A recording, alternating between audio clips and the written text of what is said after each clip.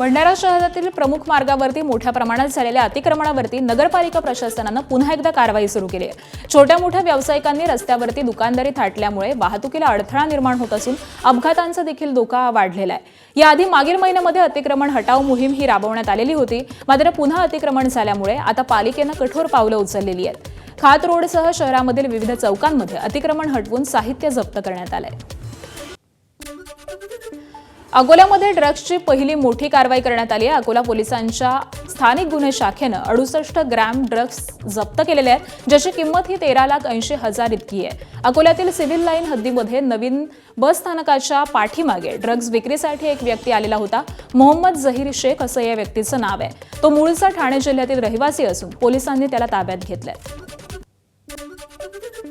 अकोला जिल्ह्यातील बाळापूर इथं मदरशातील शिक्षकानं 14 वर्षीय विद्यार्थिनीचा विनयभंग केल्याचा प्रकार घडलाय। इब्राहिम नवाब असं या शिक्षकाचं नाव आहे। बाळापूर पोलीस ठाण्यामध्ये या प्रकरणामध्ये शिक्षकाविरुद्ध गुन्हा दाखल करण्यात आलाय।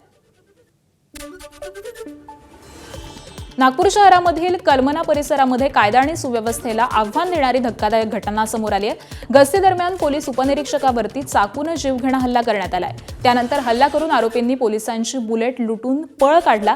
या प्रकरणी पोलिसांनी 3 आरोपींना अटक केली आहे। सीसीटीव्ही फुटेज आणि तांत्रिक तपासाच्या आधारे पोलिसांनी 3 आरोपींना ताब्यात घेतलेले आहे। अमरावतीच्या परतवाडा लैंगिक शोषण प्रकरणामध्ये आरोपी अयान अहमदच्या आय्यशीचे धक्कादायक किस्से हे सध्या समोर आलेत। वडिलांकडे दुरुस्तीसाठी आलेल्या गाड्यांचा वापर करत अयान मुलींना जाळ्यामध्ये उडायचा आणि व्हिडिओ बनवून ब्लॅकमेल करायचा। अयानचे जवळपास महिलांसोबतचे अश्लील व्हिडिओ हे सध्या समोर आलेत। त्यातल्या काही जणींनी अयान विरोधामध्ये तक्रार दाखल करण्याची हिंमत दाखवली आहे। कंटेंट क्रिएटर असलेल्या परतवाड्यामधल्या जयस्तंभ चौकाजवळच्या परिसरामध्ये हा अयान राहतो।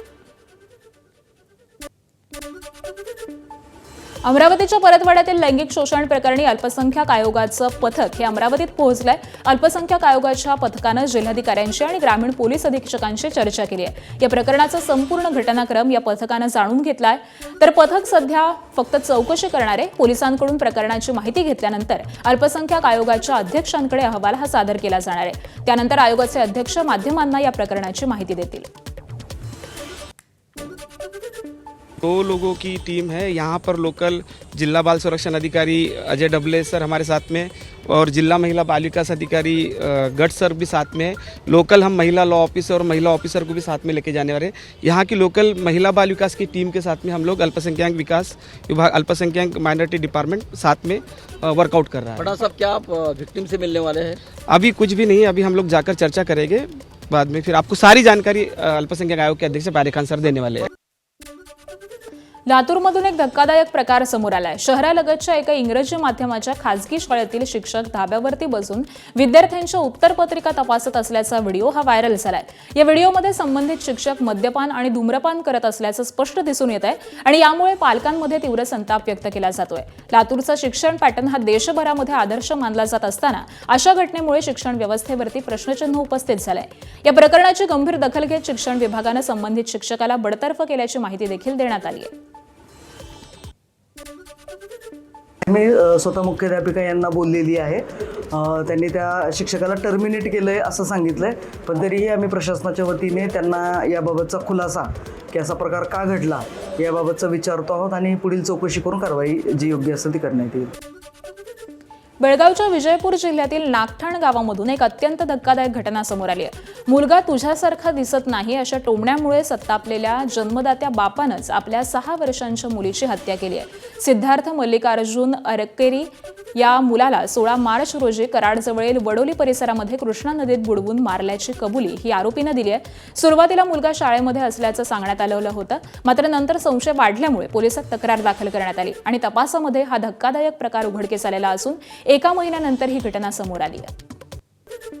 धाराशिवच्या परंड्यामध्ये अवैध वाळू उपसाच्या तक्रारीवरून तहसील कार्यालयाच्या आवारामध्ये मोठा राडा झालाय। तहसीलदार निलेश काकडे हे त्यांच्या चिमुकल्या मुलीसोबत असताना देखील तक्रारदारांना त्यांची गाडी अडवून हुज्जत घातली।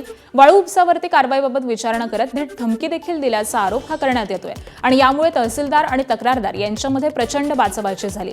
या प्रकरणी तहसीलदारांच्या तक्रारीवरून परंडा पोलिसांमध्ये संबंधिताविरुद्ध गुन्हा दाखल करण्यात आलाय। दरम्यान परिसरातील गावांमध्ये दिवसा ढवळ्या वाळू उपसा हा सुरू असल्याची तक्रार देखील करण्यात आलेली आहे।